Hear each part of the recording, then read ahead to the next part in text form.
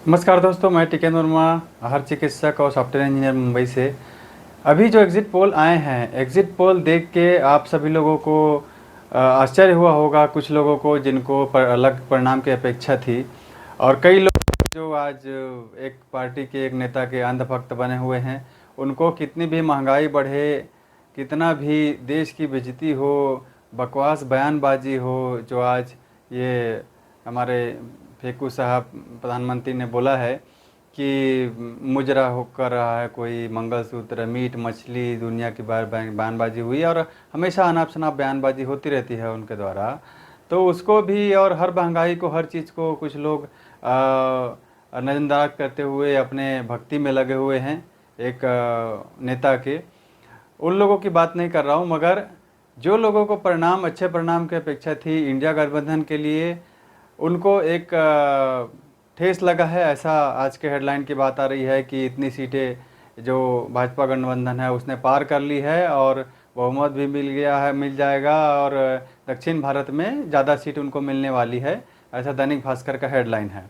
तो ये exit poll के नतीजे जो बोला जा रहा है कि हमने सभी जगह से कलेक्ट करके निकाला है। दक्षिण भारत में आपने देखा होगा कि सभी जगह ज़्यादा बढ़त मिली है, ऐसा बताया जा रहा है, खाता खुला ऐसा बताया जा रहा है। तो ये एक बायस्ड मीडिया का, बिकाऊ मीडिया का कार्य है, जो आप सभी को पता है। एग्ज़िट पोल क्या होता है? एग्ज़िट पोल एक नया कॉन्सेप्ट था, बहुत ही ज़्यादा साल नहीं हुए हैं एग्ज़िट पोल आए, चुनाव कब ज़माने से हो रहे हैं, मगर एग्ज़िट पोल जो है वो अभी कुछ सालों पहले आया है। और इसका खास उद्देश्य यही है कि लोगों का माइंड बदला जाए, माइंड प्रोग्रामिंग किया जाए कि आप इस परिणाम के लिए आप तैयार हैं, है ना? वही इसका उद्देश्य हो सकता है। एग्ज़िट पोल होना ये था कि आपको डेटा प्रोवाइड किया जाए कि उन लोगों ने कितने लोगों को ये एग्ज़िट पोल में सर्वे किया। ऐसा कोई डेटा है? कोई डेटा किसी के पास नहीं है, और मांगेंगे तो मिलेगा भी नहीं, है ना? मांगेंगे तो मिलेगा भी नहीं कि हमने कितने जगह में उन्हें चेक किया एग्ज़िट पोल का। और क्या सारे के सारे एग्ज़िट पोल के नतीजे एक ही दिशा में आएंगे? क्या इतनी बड़ी लहर है? ऐसा तो नहीं हो सकता। हर जगह बात होती है कि दूसरे पक्ष के भी लोग होते हैं, मिल जाते हैं। तो इन लोगों ने ऐसे किन लोगों से पूछा है और पूरी की पूरी सारी लोकसभा क्षेत्र में कि उनको एक तरह से बहुमत मिल जाए इतना बड़ा, जबकि 2 शासनकाल पूरा हो चुका है, सारी चीज़ें बाहर आ चुकी हैं। आपने भी सोशल मीडिया में देखा होगा, बहुत सारी चीज़ें बाहर आई है, फिर भी ऐसा परिणाम कैसे आ गया? और आया तो इसका उद्देश्य क्या है? कि अगर ये सच भी हो तो भी उद्देश्य क्या है कि लोगों को पहले से परिणाम का पता चल जाए, जबकि ये तंत्र के द्वारा एग्ज़िट पोल पर पूरा बैन लगा दिया जाना चाहिए था कि आप बिना डाटा जारी किए ऐसी चीज़ें नहीं प्रकाशित कर सकते लोगों के बीच, और लोगों को बगला नहीं सकते।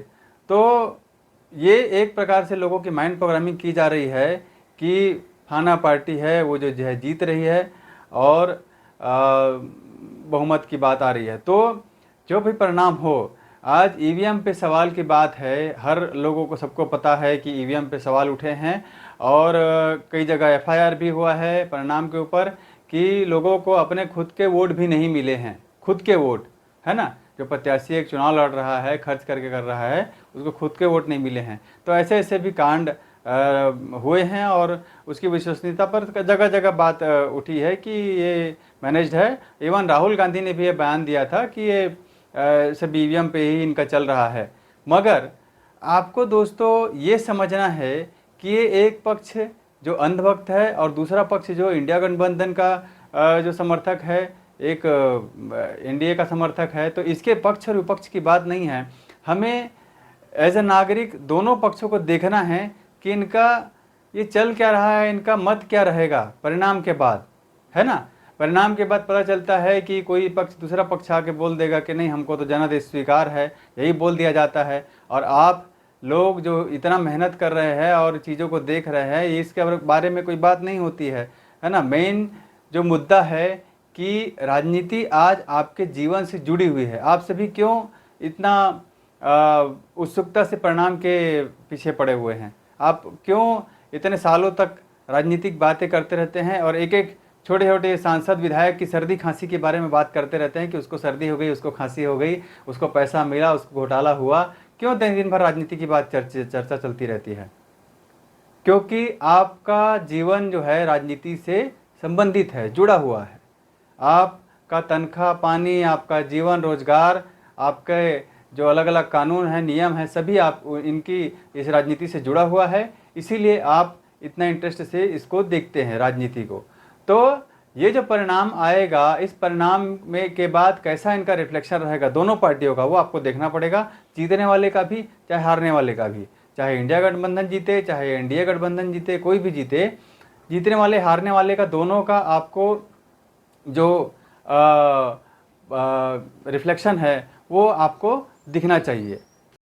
तो आपका जीवन जो इस राजनीति से जुड़ा हुआ है, ये एक ज्वलंत मुद्दा है कि क्या हम इनके ऊपर हमेशा के लिए निर्भर ही रहें? क्या आपकी पीढ़ी, आप जो राजनीति को देख रहे हैं कि इस नेता का क्या हुआ, कौन जीता कौन हारा, इसी के ऊपर आपकी जो जीवन निर्धारित है, जो सारे जो व्यवस्था है वो निर्धारित है कि वो हमको नौकरी देगा तो मिलेगा, हमारे बच्चों को नौकरी देगा तो मिलेगा, नहीं तो फिर उनका जीवन खराब हो जाएगा। तो क्या आप आने वाली आपकी जो 3, 4, 5 जितनी भी पीढ़ी आने वाली है उसको यही भविष्य देना चाहते हैं कि इनके रिजल्ट परिणाम पे आपका पूरे पीढ़ियों का जीवन निर्भर रहे? नहीं, भगवान ने हमको इसलिए पैदा नहीं किया है कि आप किसी अनपढ़, अशिक्षित, है ना, बेतुके बयानबाजी करने वाले अपराधी, जो कई सांसद हैं, कई विधायक हैं, कई अपराधी हैं, और जो षड्यंत्र का कई प्रकार के षड्यंत्रों में शामिल रहते हैं, ऐसे लोगों के ऊपर अपनी पीढ़ियों का जीवन आप नहीं दे सकते, उनके ऊपर निर्भर नहीं रख सकते। भगवान ने आपको पैदा किया है, इंडिपेंडेंट पैदा किया है। बार बार हम ये बात करते रहे हैं कि ग्रामीण व्यवस्था ही सनातन है, ग्रामीण व्यवस्था ही हमारा सनातन धर्म ही है कि हम ग्रामीण व्यवस्था पे रहेंगे और स्वावलंबी रहेंगे। हमको किसी अनपढ़ अशिक्षित नेता, किसी नेता के रहमो करम की ज़रूरत नहीं है अपना जीवन यापन करने के लिए, है ना। और आपको मैं बता चुका हूँ, तभी आप इन खबरों से हट पाएंगे और इनकी हमेशा के लिए इंडिपेंडेंट रह पाएंगे। जो हमारे पूर्वज थे, हमारे पूर्वजों को किसी नेता के रहमो करम की ज़रूरत नहीं थी कि वो उनको नौकरी दें तो वो चलेगा। हाँ, हमको मुद्दा उठाना है, सवाल उठाना है जब तक आप इस व्यवस्था से जुड़े हुए हैं। मगर आपको बताना चाहूँगा दोस्तों, जैसे मैं हमारे पीछे वीडियो में हम बता चुका है कि आपके निवर्तमान प्रधानमंत्री जो बोलते हैं, वो मोदी जी जो हैं, फेकू जी, उन्होंने भी बोला है अभी रिसेंट बयान में कि आने वाले कुछ समय में ही लोगों की नौकरियां जाने वाली है। हम ये बता चुके हैं हमारे अजय वाले वीडियो में, ये आपको क्लिपिंग दिखा देते हैं। इतनी तेजी से टेक्नोलॉजी बदल रही है, बहुत दूर का दिन नहीं होंगे जबकि आर्टिफिशियल इंटेलिजेंस डोमिनेट करेगा। आर्टिफिशियल इंटेलिजेंस का पूरा फील्ड पूरी मानव जात को ड्राइव करने वाला है। जॉब बचेगी कि नहीं बचेगी उसका डिबेट होगा। ड्राइवरलेस कार आएगी, आर्टिफिशियल इंटेलिजेंस से चलने वाली कार आने वाली है, ड्राइवर का क्या होगा? क्या आर्टिफिशियल इंटेलिजेंस आने के बाद भी जॉब क्रिएशन की संभावना है क्या? और जो इसके एक्सपर्ट हैं उनका कहना है कि आर्टिफिशियल इंटेलिजेंस के बाद जॉब क्रिएशन की बाहरी संभावनाएं बढ़ने वाली है। फिर हम इतने इरेलेवेंट हो जाएंगे कि हमें कोई पूछेगा तक नहीं। ये अवस्था दूर करनी है।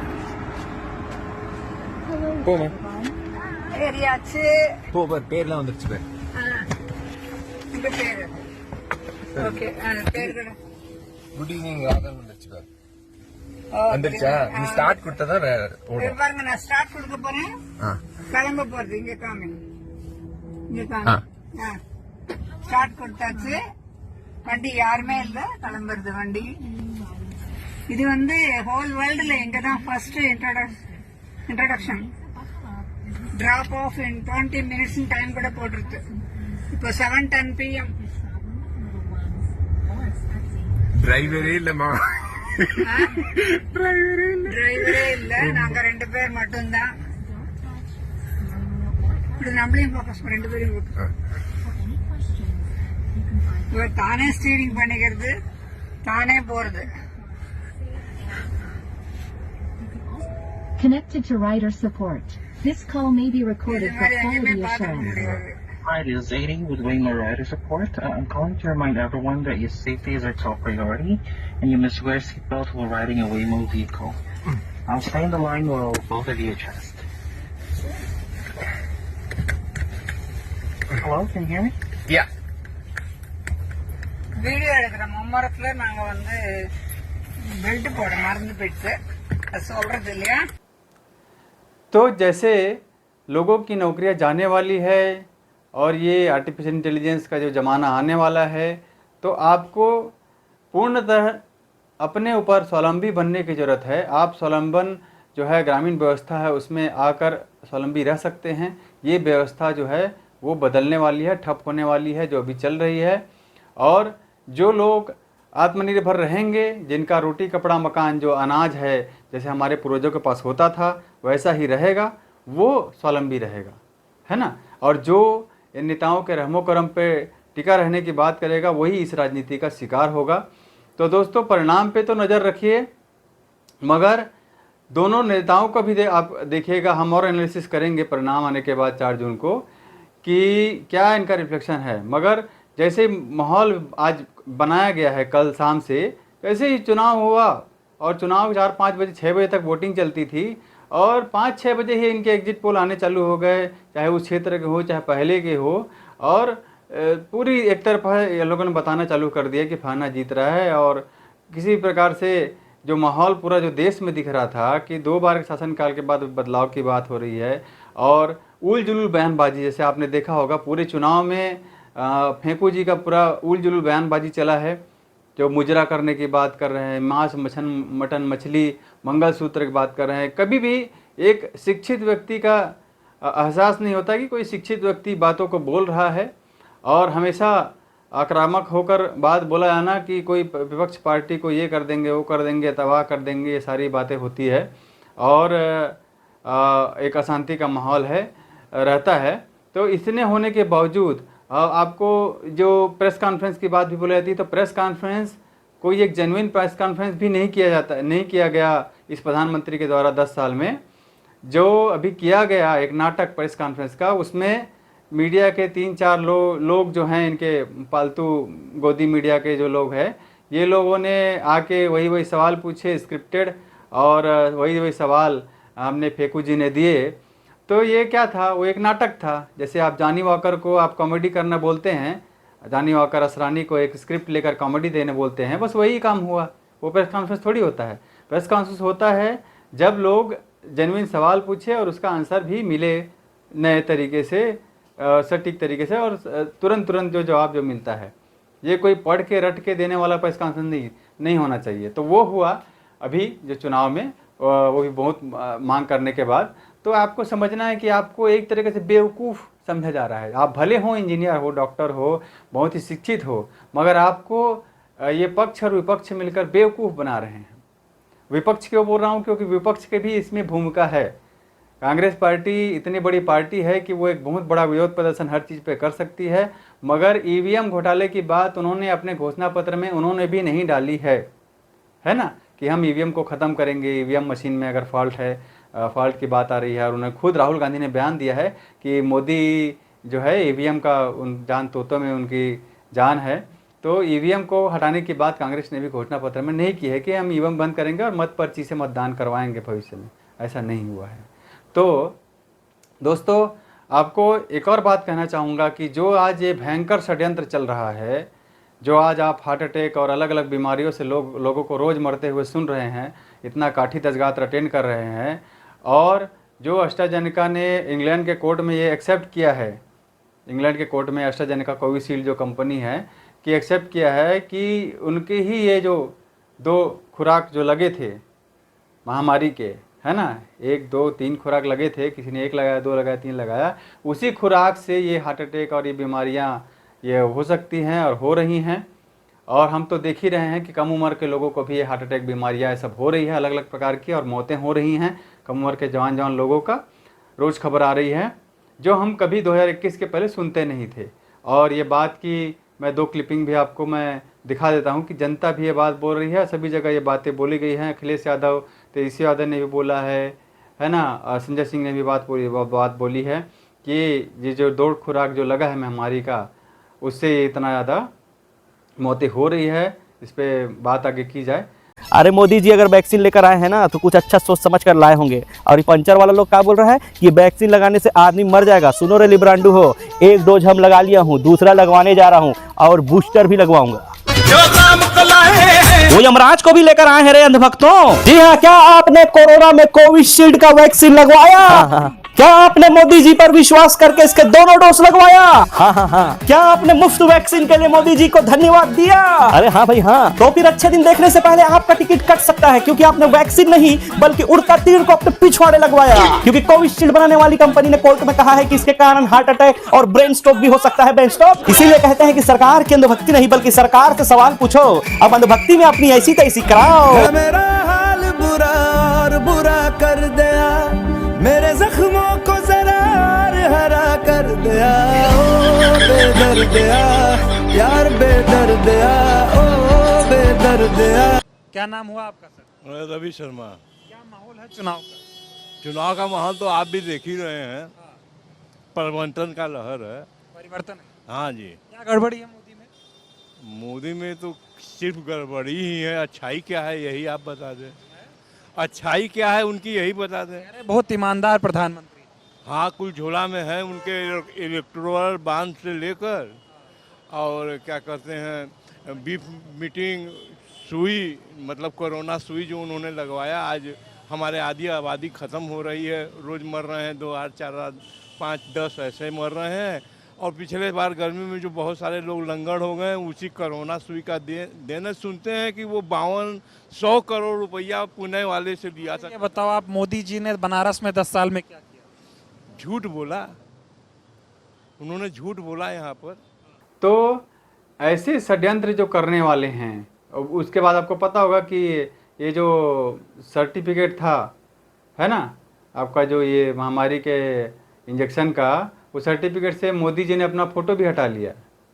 जैसे ये खबर आया AstraZeneca वाला, फिर फ़ोटो भी हटा लिया।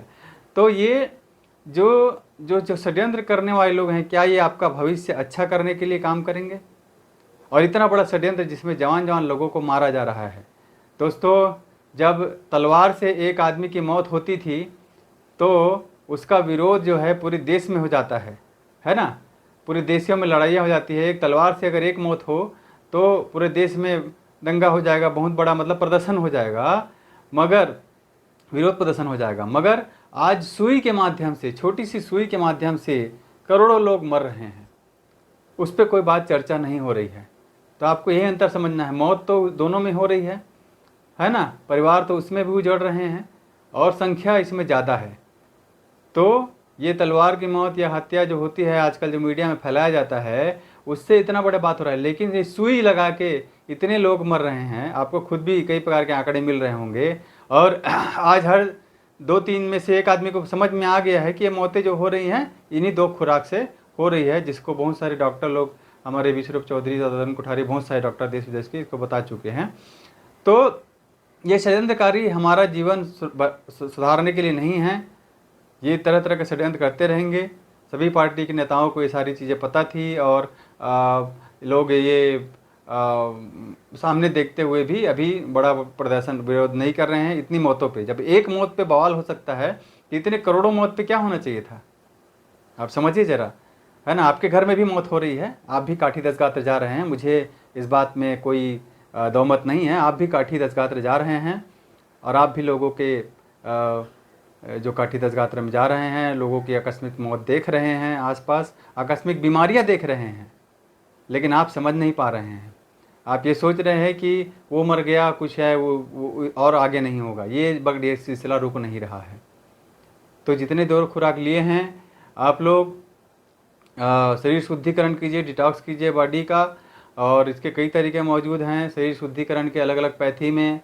और उसके बाद उसके तरीके भी हम लोग शेयर करते रहते हैं शरीर को शुद्ध करने के, इस प्रकार के 2 खुराक के नुकसान से। और साथ ही साथ आपको इस राजनीतिक जो षड्यंत्र चल रहा है, ऐसी चीज़ों से आपको इंडिपेंडेंट होना है। तो आपको ग्रामीण खेती व्यवस्था पे आनी पड़ेगी कि आप खुद खेती करें, खुद अपना खाना उगाएं और अपना जो भी पुरानी व्यवस्था थी कि सारा चीज़ें हमारी थी, जो गौ आधारित खेती थी गौ आधारित बैल आधारित खेती थी, उस पर आप उतरें। तो और आगे मिलते रहेंगे दोस्तों नए अपडेट के साथ। आपसे उम्मीद करूंगा कि आप ये जो व्यवस्था जो ठप होने वाली है, जो नौकरियां लोगों की जाने वाली है, तो आप अपनी नौकरी के आधार पर अटके मत रहिए, ये राजनीतिक नेताओं के आश्रय में मत टिके रहिए और अपना खुद स्वावलंबी बनिए और खेती अपनाइए। और डिटेल वीडियो और आते रहेंगे, मैं आप हसदेव वाला वीडियो मेरा देख सकते हैं। जय हिंद दोस्तों, जय भारत। वीडियो ज़्यादा से ज़्यादा लोगों को शेयर कीजिए। धन्यवाद। जय जोहार, जय छत्तीसगढ़।